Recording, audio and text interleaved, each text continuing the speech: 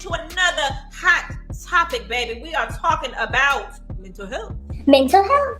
Mental health. Mental health. Okay, I am your queen, diva extraordinaire, comedian, visionary speaks. I'm your boy Al B from Coffee Time Comedy, and if you know me, you know this episode was made for me, y'all. So let's get to it.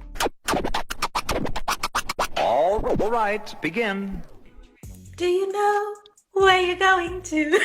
Do you know the things that life is showing you? Yes. Do you know? Do you know? I don't think people know. That's why we having either. so many issues in 2021 with mental health. Like, this shit is rough. Yeah, it is, man. Yeah, it is. And it don't seem to be getting any better. I thought it was like around, 05. I thought it was getting better, but, 05 was the season of mental health? I mean, well, Who was playing on radio? Says all the commercials, they Was that when Eminem was cleaning out his closet? What are we talking about? Yes, probably. I don't know. When he was apologizing. I'm sorry, mama. I never meant to hurt you. Ooh, oh my God. Why is mental health such a hot bucket? It's funny as hell and it's sad as hell because, like, I know people, in my life who've had dementia, right? So with that being said, this person was the funniest person I ever met. I've never been so entertained in my life. But when you really start thinking about it, it's sad. And I know I'm going to hell, y'all. I know. Because I played along with it. Today, brother, we gonna save our brother Alvin. Make sure he is kept from the fires of damnation. But yeah, it's funny and it's sad at the same time, y'all. And y'all know what I'm talking about. Stop judging me, goddammit. Exactly. The views of that nigga is that nigga and that nigga's alone when it comes to mental health. But that's why we're here, because we're here to talk about adverse views. So mental health is something that has always been around in all communities, but not always discussed in the Black community and many other communities for that matter as well, because I think it's a pride thing there of, having something wrong with you. Well, I mean, they've been telling us something wrong with us for way too long. So when you get told the lie for too long, you start to believe it. And a lot of us fell for the okie doke. So when you drop that on top of all the trauma, on top of all the experiences, I mean, hell, it's amazing that most of us even survived. Yeah, and we all carry that trauma in our daily lives, and we don't pay attention to it in ways that we should, which causes random acts of trauma to be put on other people, and continue the cycle of traumatic events. It's the circle of life.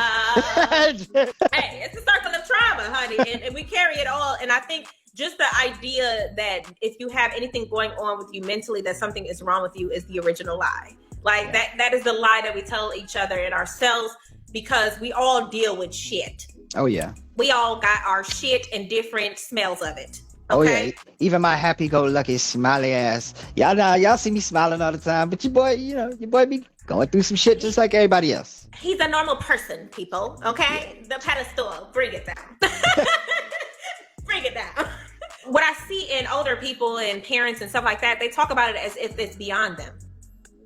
Or like they never experienced this shit. Yeah. I'm like, bro, you were there. Were you never a teenager before? Why are you talking about them as if it's a new experience that they alone are having, and the views of those niggas are those niggas alone? It's just not true. Well, a lot of these parents are just pushing it off on the world. So, yeah, you take care of your kid. Yeah, your kid lives at home, but you make sure that you push him off to every program. You make sure he goes to school. You make sure he goes to after school, because basically you want a break. So you push him off to these other people for like 10 hours, 11 hours a day. And then he come home acting a fool, and you just tell him, eat, go to bed.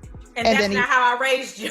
Yeah, and that's not how I raised you. But then he wake up and do the same thing again. And now you getting the calls, your kid is acting up, and then you don't understand. And you blaming the teacher. Like, really?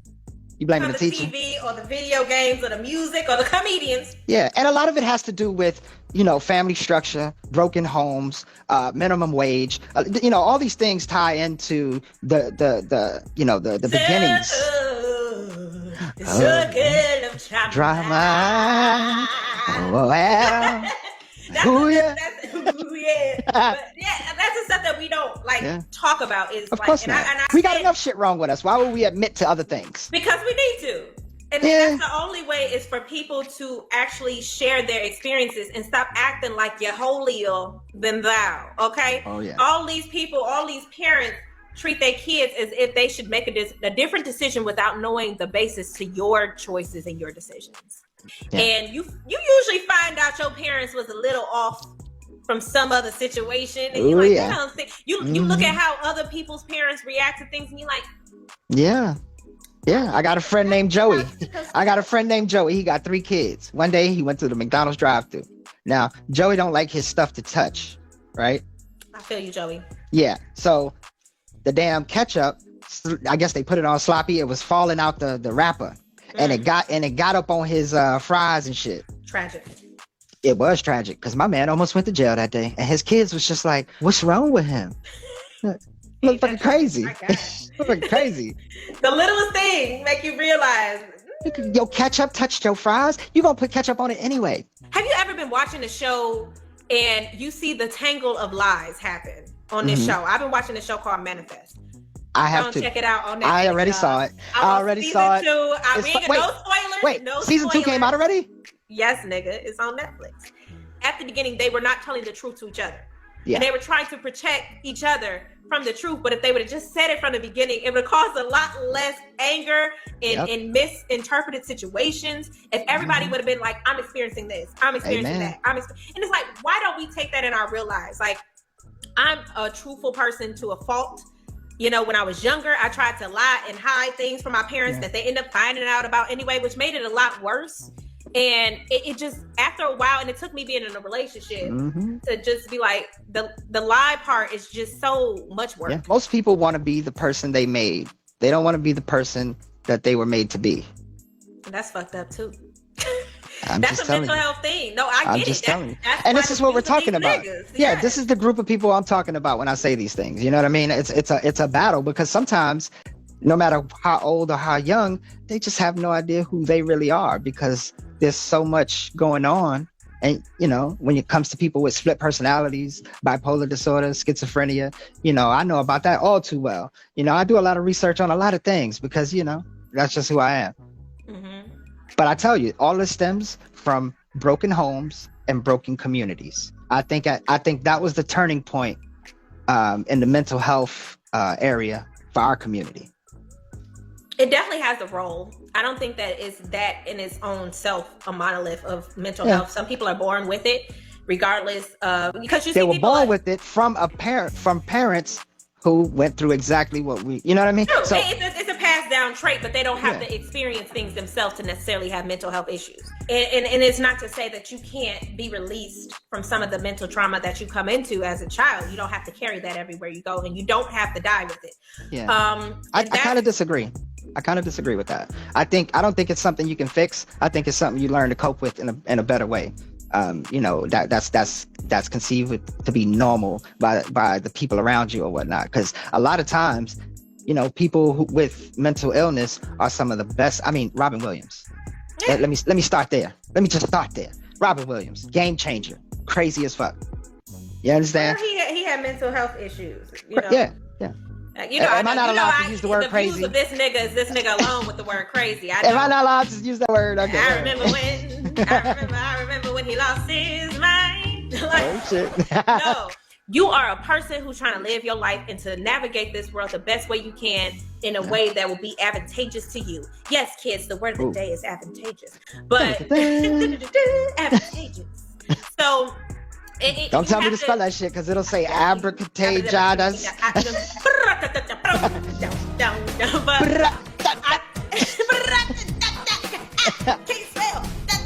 But yeah, I think like and we have to stop making people feel less than or bad when they have mental health. That's why people can't come out and talk about it. I think that the beauty of it and on this topic with like what's going on in the news with Simone Biles and the Olympics and things like that, she decided to drop off to focus on her mental health. This shit is important because people don't know that you have to invest time in yourself and understand who you are as a full person. And you have to accept yourself for the good, the bad, and the indifference. And that's that bad is where people try to hide from people and say like, no, but that's because it's a stigma about mental health that makes it bad. Yeah. There is nothing wrong with you, baby. You're not crazy. Yeah. You're not insane. You're not anything. You are a functioning person trying to figure out how to make your life go better. Yep. And not everybody's against you. You know what I mean? You're not alone. And when I say you're not alone, you know, perfect time to tell a story. My homeboy Tom. without My me. homeboy Tom, one of my biggest sponsors, one of my biggest supporters. He comes to me and he says, "Yo, I got a deal." I'm like, "All right, cool." He says, I'm gonna give you $1,000." And I said, "All right, well, I can do this. I can rent this room. I can get the camera. I can do this." And he said, No. You got to promise me that if you take this money, you're going to have to take care of you. You got to do something for you. Like, you have to work on, you, right? And at the time, I was going through something, but I'm a pretty good actor. So I doubt that's why he, said that or even did that. Whatever the case may be, he saw something and he reached out. So to those out there who like, yo, I can't tell nobody, or, this and that, and you're nervous, you don't want to talk about it. There's people out there been married mad years and never even told their wife, hey, I see a therapist, or, I take pills.